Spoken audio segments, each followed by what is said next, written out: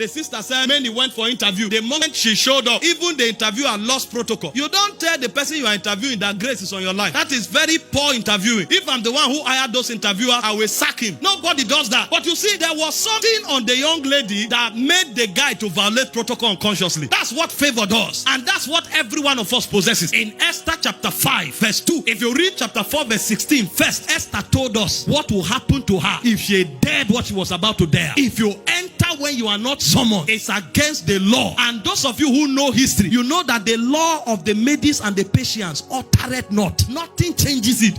If you violate it, even if you are the son of the king, you will suffer the consequence. That's the honor of the Persian Empire. If the king speaks his law, his word is like the word of a god. So Esther knew, if I do this, I will die. He said, but let's entreat the Lord for something. And what they were looking for is called favor. And in Esther 5 verse 2, Esther entered. The king looked at her. And the Bible said the king, she found favor before the king. What did the king do? Instead of giving commandment for her to be slaughtered, the king said, come, what do you want? Before she answered, the king said, I will give you. Kings don't talk like that because they don't have the right to go back on their word. That was why when the daughter of Herodias was dancing and the king said, anything you want, I will give you. She said, I want the head of John the Baptist. The Bible said it grieved the king. But he has spoken. And the head of a prophet was cut off. This is to show you the rigidity of the regions we are talking about here. This same king said, whatever you want, I will give you. Before she spoke, he said, even if it is half of my kingdom. That's what favor does. How can you here, who possesses so much grace and favor, be thinking to yourself that you will struggle? See, when people are crying out of